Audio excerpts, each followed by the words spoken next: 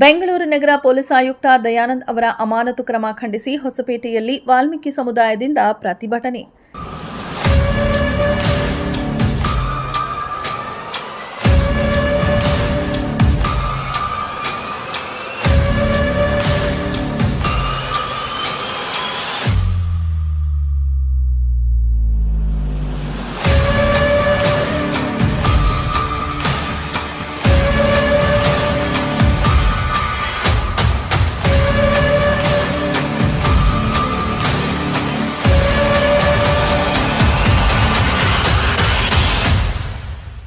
IPL ಗೆದ್ದ ಸಂಭ್ರಮಾಚರಣೆ ವೇಳೆ ಬೆಂಗಳೂರಿನಲ್ಲಿ ನಡೆದ ಕಾಲ್ತುಳಿತದ ಅವಘಡದಿಂದ 11 ಮಂದಿ ಸಾವನ್ನಪ್ಪಿದ್ದು ದೇಶಾದ್ಯಂತ ರಾಜ್ಯ ಸರ್ಕಾರದ ನಡೆಗೆ ವ್ಯಾಪಕ ಖಂಡನೆ ವ್ಯಕ್ತವಾಗುತ್ತಿರುವ ಬೆನ್ನಲ್ಲೇ ಕರ್ನಾಟಕ ರಾಜ್ಯ ಸರ್ಕಾರವು ತಪ್ಪೆಲ್ಲವನ್ನ ದಕ್ಷ ಹಾಗೂ ನಿಷ್ಠಾವಂತ ಪೊಲೀಸ್ ಅಧಿಕಾರಿಗಳ ಮೇಲೆ ಹೊರಿಸಿ ಅವರನ್ನು ಅಮಾನತು ಮಾಡಿ ಆದೇಶ ಹೊರಡಿಸಿದ್ದು ಇದು ಇಡೀ ರಾಜ್ಯದಲ್ಲಿ ಜನಸಾಮಾನ್ಯರ ಆಕ್ರೋಶಕ್ಕೆ ಕಾರಣವಾಗಿದೆ.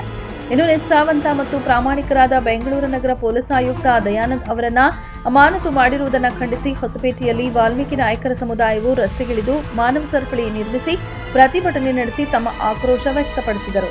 ಇನ್ನು ಇದೇ ಸಂದರ್ಭದಲ್ಲಿ ಮಾತನಾಡಿದ ಪ್ರತಿಭಟನಾಕಾರರು, ಸರ್ಕಾರವು ತನ್ನ ತಪ್ಪುಗಳನ್ನು ಮುಚ್ಚಿಕೊಳ್ಳಲು ಪ್ರಾಮಾಣಿಕ ಅಧಿಕಾರಿಗಳ ಅಮಾನತು ಮಾಡಿ ಆದೇಶ ಮಾಡಿದೆ. ಈ ಕೂಡಲೇ ದಕ್ಷ ಅಧಿಕಾರಿಗಳ ಅಮಾನತು ಆದೇಶವನ್ನ ಹಿಂಪಡೆಯಬೇಕು.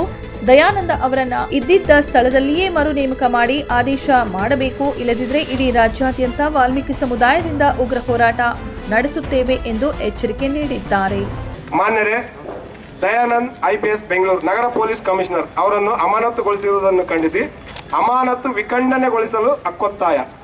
ಮೇಲ್ಕಾಣಿಸಿದ ವಿಷಯಕ್ಕೆ ಸಂಬಂಧಿಸಿದಂತೆ ಈ ಮೂಲಕ ತಮ್ಮ ಗಮನಕ್ಕೆ ತರಲು ಬಯಸುವುದೇನೆಂದರೆ, ದಿನಾಂಕ 4/6/2025 ಆರ್ಸಿಬಿ ತಂಡದ ಐಪಿಎಲ್ ವಿಜಯೋತ್ಸವ ಮತ್ತು ಆಟಗಾರರನ್ನು ಸನ್ಮಾನಿಸುವ ಸಂದರ್ಭದಲ್ಲಿ ನಡೆದ ಘಟನೆಯನ್ನು ಮುಂದಿಟ್ಟುಕೊಂಡು B Dayanand IPS police commissioner Bengaluru ನಗರ ಅವರನ್ನು ಅಮಾನತುಗೊಳಿಸಲಾಗಿದೆ. ಶ್ರೀಯುತ ಬಿ ದಯಾನಂದ್ ಐಪಿಎಸ್ ಅವರು ಅಖಿಲ ಕರ್ನಾಟಕ ಕಂಡಂತೆ ಒಬ್ಬ ಜವಾಬ್ದಾರಿತ, ನಿಷ್ಠಾವಂತ, ದಕ್ಷ ಅಧಿಕಾರಿಯಾಗಿ ತಮ್ಮ ಸೇವಾ ಅವಧಿಯಲ್ಲಿ ಒಂದು ಕಪ್ಪು ಚುಕ್ಕೆನೂ ಇಲ್ಲದೆ ಪ್ರಾಮಾಣಿಕತೆಯಿಂದ ಕರ್ತವ್ಯ ನಿರ್ವಹಿಸುತ್ತಾ ಸರ್ಕಾರದ ಘನತೆಯನ್ನು ಹೆಚ್ಚಿಸುತ್ತಿರುತ್ತಾರೆ ಎಂಬುದನ್ನು ಅಲ್ಲಗಳೆಯುವಂತಿಲ್ಲ. ಬೆಂಗಳೂರು ನಗರದಾದ್ಯಂತ ಮಹಾನಗರಗಳಲ್ಲಿ ಸಾರ್ವಜನಿಕವಾಗಿ ಯಾವುದೇ ಸಭೆ ಸಮಾರಂಭಗಳನ್ನು ಆಯೋಜಿಸುವ ಸಂದರ್ಭದಲ್ಲಿ ಆಡಳಿತ ಶಿಷ್ಟಾಚಾರದಂತೆ ಒಂದೆರಡು ಪೂರ್ವಭಾವಿ ಸಭೆಗಳನ್ನು ನಡೆಸಿ ಸ್ವಾಸ್ಥ ರೀತಿಯಲ್ಲಿ ಸಿದ್ಧತೆಗಳನ್ನು ಮಾಡಿಕೊಂಡು ಸಂಬಂಧಪಟ್ಟ ಜನಪ್ರತಿನಿಧಿಗಳು ಮತ್ತು ಇಲಾಖೆಯ ಒಪ್ಪಿಗೆ ಪಡೆದು ನಡೆಸುವುದು ಒಂದು ಸಹಜ ಪ್ರಕ್ರಿಯೆ.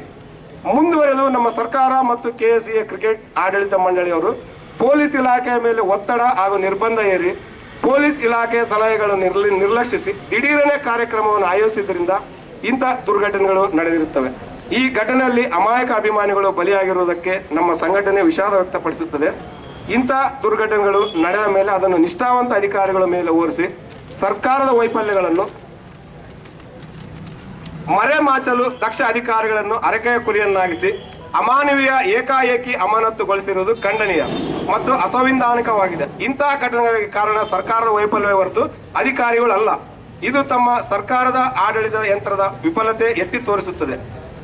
ಶ್ರೀಸಾಮಾನ್ಯನಿಗೂ ಗೊತ್ತಾಗುತ್ತದೆ, ಶ್ರೀ ಬಾಬಾ ಸಾಹೇಬ್ ಅಂಬೇಡ್ಕರ್ ಅವರ ಕೊಡೆ ಮಾಡಿದ ಸಂವಿಧಾನಿಕ ತತ್ವದನ್ವಯ ಒಂದು ಉನ್ನತ ಹುದ್ದೆಯನ್ನು ರಾಜ್ಯದ ಇತಿಹಾಸದಲ್ಲಿ ಪ್ರಪ್ರಥಮ ಬಾರಿಗೆ ಅಲಂಕರಿಸುವ ಪರಿಶಿಷ್ಟ ಪಂಗಡದ ಒಬ್ಬ ದಕ್ಷ ಅಧಿಕಾರಿಯನ್ನು ಈ ರೀತಿ ಅಮಾನತು ಮಾಡಿ ಅವಮಾನಿಸಿರುವುದು ಖಂಡನೀಯ.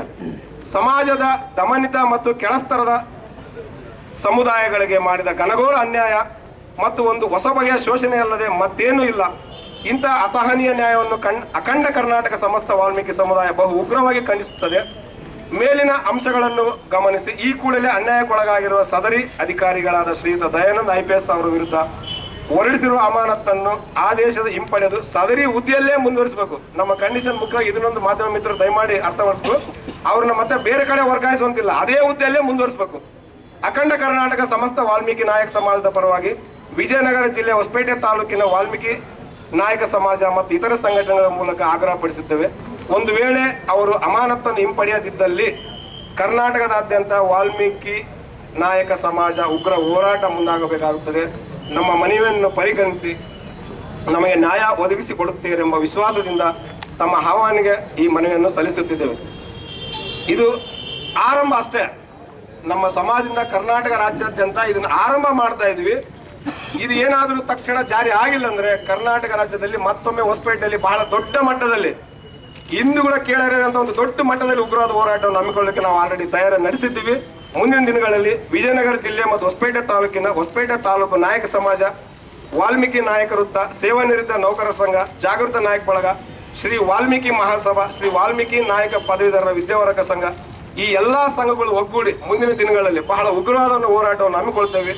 ದಯಮಾಡಿ ಸರ್ಕಾರ ನಮ್ಮ ಮನವಿಯನ್ನು ಪುರಸ್ಕರಿಸಬೇಕಂತೇಳಿ ಈ ಮೂಲಕ ಸರ್ಕಾರಕ್ಕೆ ನಾನು ಮನವಿ ಮಾಡ್ತಾ ಇದ್ದೀನಿ. ಮೆಂಡು ನ್ಯೂಸ್ ನೆಟ್ವರ್ಕ್, ಸತ್ಯದ ಕನ್ನಡಿ.